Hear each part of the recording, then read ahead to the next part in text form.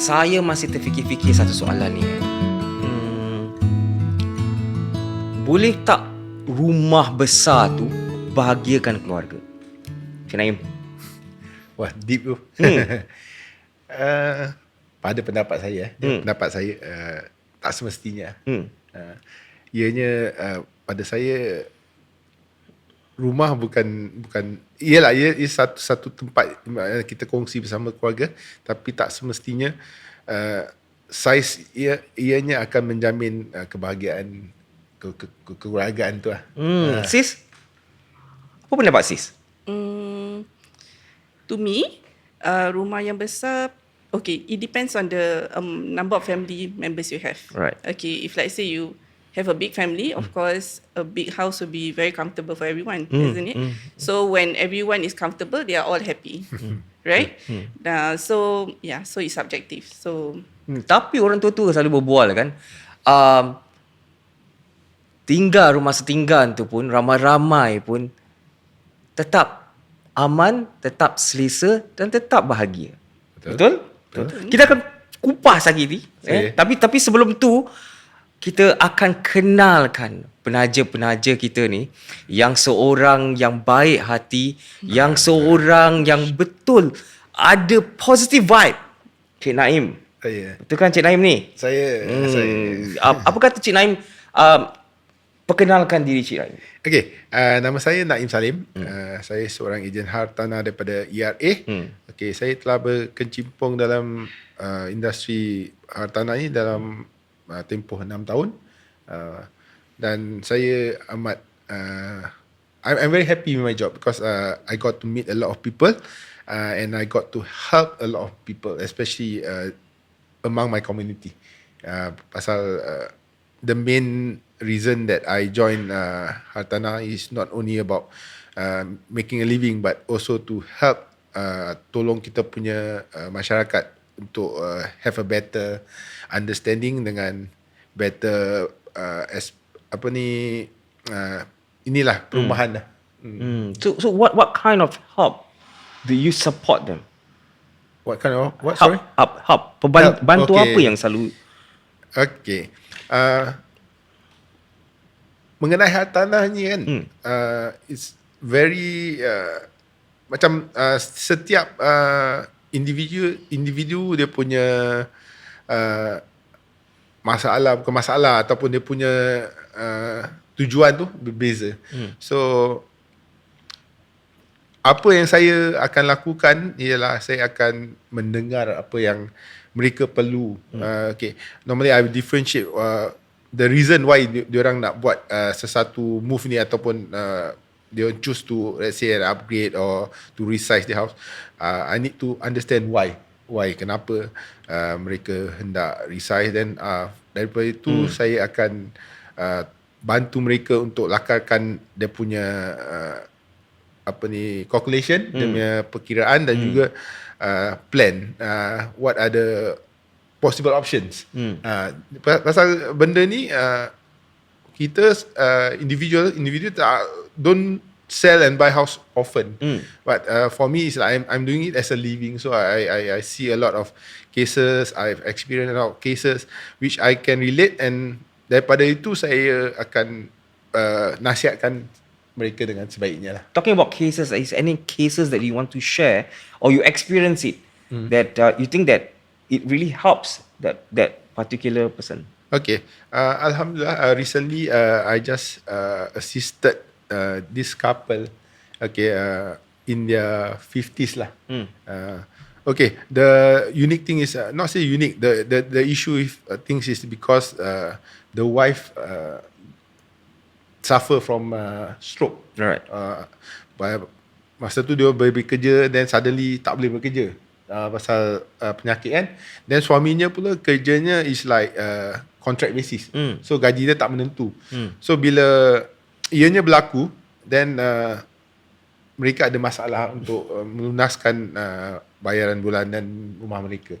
So mereka approach saya, then understanding lah, kita dapat go through the things, then kita faham mengapa dia nak jual. Dia bukan jual pasal nak suka-suka, pasal Pertama dia dah memang terpaksa jual pasal nak lunaskan habis lah. The next house that they plan is actually to finish paying lah.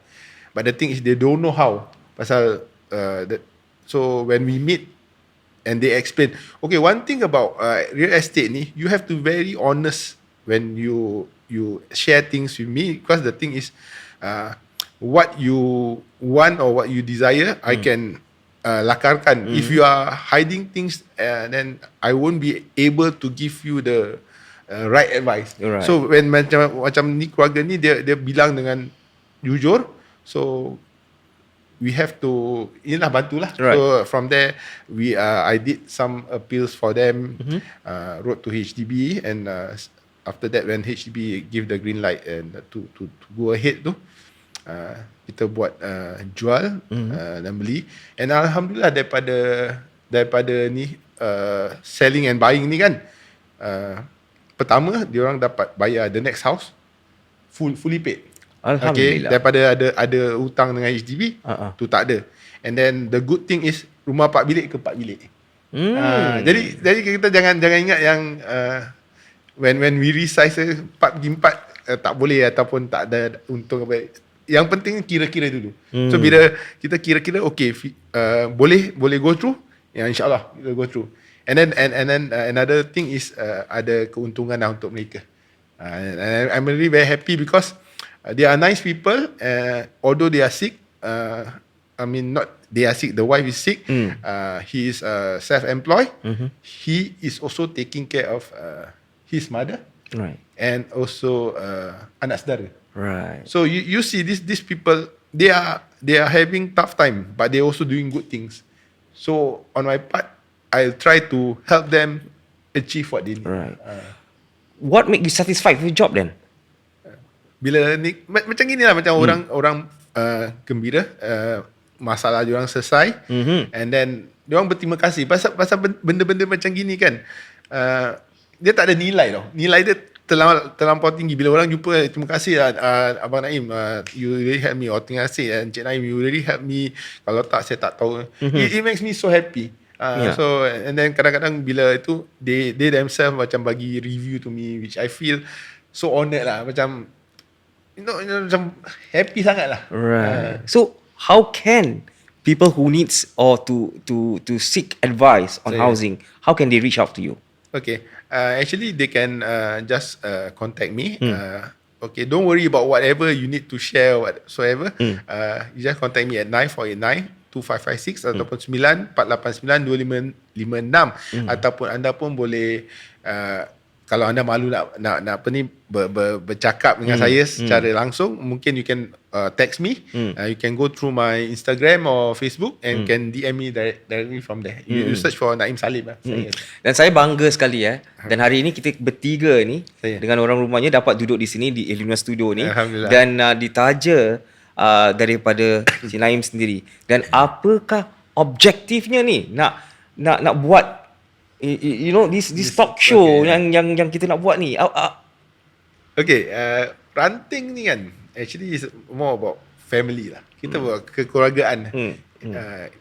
It's an aspect which is I feel is very important in our life. Ranting ni, family ni ahli keluarga banyak. Ramai. So ranting ni kadang-kadang patah. So some family members go further away from you, some comes near to you. So I'm just trying to reach out to those out there to have a share, to share stories, different stories of they and their families. Right. The nice things which I can learn, which the public can learn, and we can macam example lah yang boleh kita dikongsi lah pengalaman yang baik kan. Yes, correct. Ya, Alhamdulillah. Correct. So that is the main objective Saya. So this will be have continuities for episode, right? Yeah, saya. I will be sitting inside with you, right? Saya. Yeah. Okay. And I'm very honoured also today. Yeah, I'm also looking forward. Yes, next to your lovely wife, right? Yeah, saya. Is she really supporting you in this creative way that you're going to do? Yes, alhamdulillah. Actually, she's the one that is telling me. She told me that, hey, you need to do something. You need to do something to reach people. It's not that people come to you. You cannot be like expecting people to come to to you, not everybody knows you. So you have to do something so that people knows you. People are aware that you exist. Yes, sis. Then what do you think, right? Abang Naim ni kan sampai sekarang dah terkenal ni kan gini-gini. What is the anchor point for him?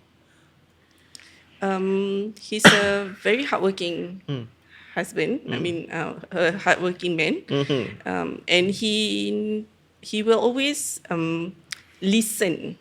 Whenever we always discuss something, he always listen and always take. Even though I'm the wife, you see, he will put away his ego, and then will listen and say that, oh, okay, yeah, maybe that's the right thing. Maybe we should try. That kind of thing. Yeah. So he do load himself down. Put away his ego and discuss together as a family. Yeah. Back tadi we shared things lah, and I heard that Abang Naimi change career, jump career from a stable job to take the risk to join the real estates, and I think it's a big jump and it's a big risk. Rasa tu macam mana bila dibincang tak? Yes, of course. Because for me, myself, I'm actually a self-employed as well. Right. Okay, I've been doing it for more than 15 years, in fact. So I told him, I encourage him to actually leave his job and go on to do full-time. Because I told him, you look at me, I've been doing it for more than 15 years and Alhamdulillah, because rezeki Allah tu luas, I say, so you don't restrict yourself, because if you, I'm not saying orang yang kerja with daily pay it's not good or whatever, it's not, but then to me I believe in that. I believe the more you if you want more, you ask from him, he will give it to you. Right. Once dah kasih green light kan, so abang apa rasa abang bila actually to be frank, lega tak? Not really lah. Really takut. In the sense takut because saya ni dah kerja bergaji ni dah berpuluh tahun dah, 20 lebih tahun. Kita ni very laid back. Macam dah very comfortable dengan things. Tak apalah. But again when she, that's why when she encourage me, she don't tell me to jump straight away. She say you try, you see how it goes. Okay, first year I tried, then things get better. Second year, third year, then after that she said, you see, Allah has shown you that you can do it. You can do it. It's just you have to believe in yourself lah. Right. So on the fifth year, I tell myself I need to jump, because I've been working for people for 20 over years, and then it's like when some decisions are made macam doesn't favor you. Which you have to accept, and then no matter how you work, macam if you put more effort or lesser effort or what, you still get the same thing. Understand. It's only up to you whether to buat kerja tu dengan lebih sungguh-sungguh atau tidak. Tapi bila kita ni bekerja sendiri, we are answerable to ourselves. Betul. And then kita pun tahu yang kita ni nak cari nafkah untuk keluarga. Jadi so we will work hard for it. Right. Kita cerita zaman-zaman silam lah. So pernah tak Abang Naim ni pernah terfikir yang satu hari tu Abang Naim akan menjadi ejen hartanah ni tak? Tu ikhlas saya tak terfikir pun lah. Pasal like I say, I'm very comfortable with whatever I've done in the past. Right. So I didn't macam have that in thoughts until my wife met somebody, actually my mentor lah, who by right my mentor actually spoke to her and encouraged her.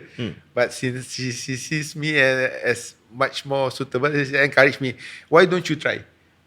So I did try lah, but it's actually not macam orang cakap senang, because RES dia punya exam ni semua tak mudah. Right. And she have seen me macam how I need to study, but I'm very thankful and glad pasal she support me in the sense bila saya belajar ni kadang-kadang she will take care of my kids, because I really need full concentration. Kadang-kadang belajar pasal siang saya kerja, dan malam saya belajar. Kadang-kadang saya tidur lambat. Pukul 2, 3, then that's the best time I can study when the rest, then I will study. And like I say, it's not easy, but I'm very grateful that I've jumped into this. Alhamdulillah. Jadi, can I say that just now in the first discussion, the first question that we have, adakah rumah besar tu akan membahagiakan lagi keluarga tu? Then we discuss in different opinion. Some that kind of thing. Ada yang cakap yes, ada yang cakap no, that kind of thing. But to add on, right?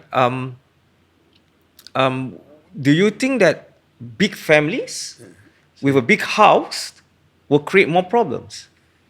Actually, like, to be frank, I'm also so blessed to experience a lot of things. I met so many families, different kind of houses. Actually, it varies lah.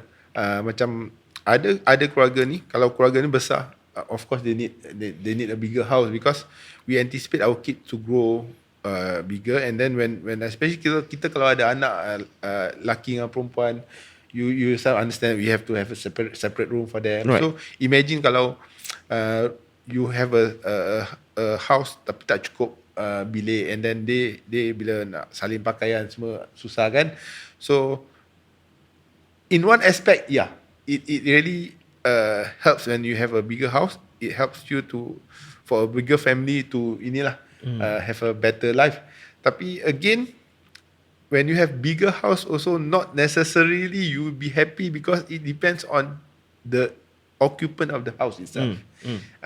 Macam kita kalau keakraban ataupun family bonding kita kuat, insyaAllah we will be very, very strong and happy. Tapi kalau rumah tu besar tapi selalu berantakan, ataupun like parents argue, kids argue, then this kind of thing, like I also experienced where you have a big house, then kids ask the parents to sell the house, then parents want there's too many things that is happening out there, which like I say lah, it actually depends on situation lah. Betul. I agree lah.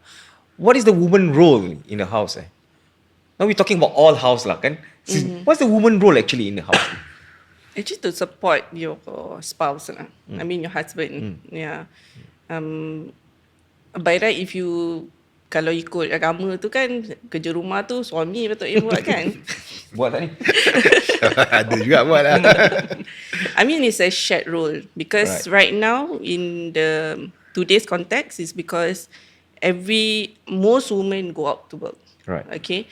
Most women go out to work. They have they do share the same dua-dua kerja lah. So dorang will have their own responsibility. When they come back home, they will, okay lah, maybe today you wash the clothes, I hang the clothes and that kind of thing, or you iron, I fold the clothes, and we share. I mean, I think that's fair enough, because even if your wife is not working, but then they have to take care of your kids, she also feel tired, that kind of thing. So I have a cousin who have 5 kids, okay, and the wife is not working, but the husband is really hands-on. I really respect him. Yeah, he is very responsible. He knows that bini dia penat, when he come back, he will take over the wife's job. Yeah. So it all depends on how you put it lah. This guy, one guy will say that, oh no, I think I would prefer you to do the housework, So it's a lot of communication between husband and wife actually. Yeah, but then I could say that the wife ataupun the woman role in the family plays more important role, I could say. Emotionally towards your kids especially. Okay. Yeah, I think emotionally yes, because you have to understand your husband's emotion, when he comes back to work, and then you also have to understand your kids' emotion. Yeah, which is penat tak? Yes, of course. There will be a point where I will ask my kids like, who wants to understand me now? Right. And all quiet, right? Yeah, all were quiet, like, okay. He's angry, she's angry. She's mad. Yeah. I believe in the household, we need to be, how to say, kita kerjasama. Kerjasama, yes. You have to be the understanding need to be there. You cannot be saying that okay, I'm the one that is outside the work is like tough. I meet client yang tough. But you have to understand also sometimes wife at home too. You yourself know your kids. The tantrum that they can do, whatever things. And it's not easy. You need to clean the house. Okay, one thing about housework, we never finish. Yeah, we never finish. You never finish Because it's daily routine. And then I try, chores, I try helping her. And I do understand it's not easy. Kalau cuci kain tu memang senang taruh kat dalam mesin. Tapi bila suruh saya lipat tu kan, nanti dia punya tangan sengit sana ke sengit. I won't be able to do as good as my wife. Even jemur. Yeah. Kalau jemur baju dia lawa. Kita macam teratur luar. Yes, correct. The neatness is there. Yes, correct. You're correct, right? That kind of thing. But then, how do you groom your kids then? If both of you is occupied outside, right? In a way. Oh, last time we do have a maid. Right. Okay, our Helper maid was lah. helper. So she was with us like 14 years. Yeah, she was with us. So when she decided to leave, so we are like mentally prepared. In fact, she told me like a year before that she wants to leave. So all of us like, okay, to now it's time for you to like, step up. You kids have to step up, So we tell them, preempt them that no, you have to do this. But usually we don't disturb our kids during school days because we know that they are busy with schoolworks. They have to do revision. Yeah, because my two elder one is in secular, but my two younger ones is in madrasah. So they have a lot of things on their shoulder. So we usually tell them that okay, during weekends you can help, you help me, But during school holiday, I will force them to do it. Do you how to say? Do you I don't say control, but then do you have different method of handling different age of kids? Oh yes, of course. Right? Yes, of course. Because my kids' age gap is pretty far, because like 4 years, then 3 years. So when the eldest one is really very big, whenever we go out, he will find it's not like this. These kids want to go, katalah amusement park lah, but he will say, boring, it's not my time, my kind. Even when we want to go holiday, we have to make sure that everybody can compromise. So, but it's very beautiful because we teach them to give and take. Right. Kita cakap, you have to give and take. It's not all about you. So that's the beautiful part about them. They learn to give and take, and I hope that with that value, they go out and they can actually also give and take with other people. Nice. Yeah. Do you have any experience or you came across to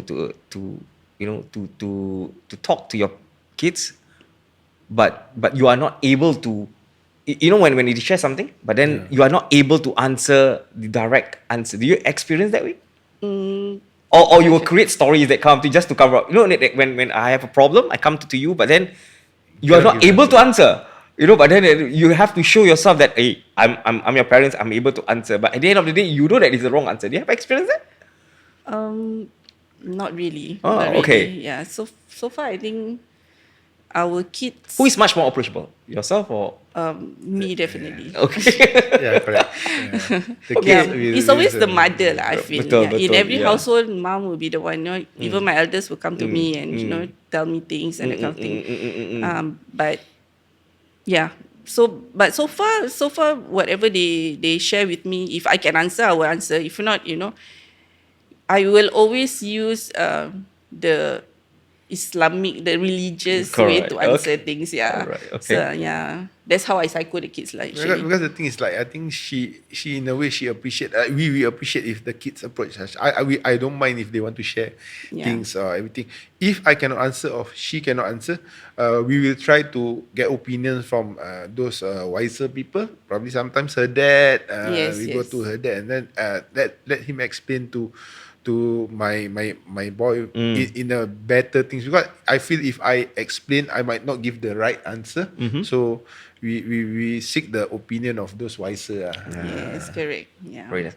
One sensitive question lah. Yeah. If sis is tired, that kind of thing, it's how do you know that? What is the signal for her that hey, my wife is tired.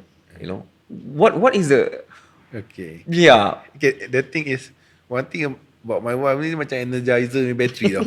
So once she lie down, macam you tak dengar dia macam tu, that means I know that she's very tired. Okay, then what do you do? Normally I don't disturb. I try to do the house thing, macam cuci baju ke, cuci pinggan. Or I try not to disturb her. And if sometimes she macam kadang-kadang tangan sakit or what, because she do wedding stuff at times, kadang-kadang carry things and then if whatever I can do, I just urut-urut sikit lah. That's nice. So that's sweet of you. So do you think that all husbands out there should do the same as what you do? Again, I say it depends on individual, and there's no right or wrong in doing things. Whatever makes your spouse happy, you do. Because sometimes the thing that I do to make my wife happy might not make your wife happy. So you try to find out what makes your wife happy and do what it is lah. Right. Very nice. It's a good answer. It's a good answer actually. Alright. So last words. Okay. Untuk kita akhiri rancangan pertama ni, ranting ni, sebuah rancangan yang edukasi untuk semua. Kita akan kongsi lagi pengalaman-pengalaman tetamu-tetamu kita tentang hal keluarga mereka yang mereka lalui, right? Dan kata-kata nasihat ataupun kata-kata perangsang untuk pendengar kita dan mereka yang nonton ni. Pertamanya saya nak ucapkan selamat berpuasa pada semua. Saya rasa keluarga ini amat penting lah untuk kita semua. Tidak kira siapa kita, tua muda, keluarga itu amat penting. So jagalah hati masing-masing, keluarga masing-masing, dan hormatilah keluarga kita. InsyaAllah kita akan pergi jauh. Sis, how about you? Selamat menjalani ibadah puasa. Semoga semua amalan kita pada bulan puasa diterima Allah. Semoga rancangan ni berjalan dengan lancar lah. InsyaAllah. Dengan kerajaan dan baik budi Tuhan ni, InsyaAllah ya kata. Oleh itu, kita akhiri dengan rancangan pertama kita. Kita jumpa minggu hadapan dengan cerita-cerita yang menarik. Dengan ini, salam Ramadan. Assalamualaikum.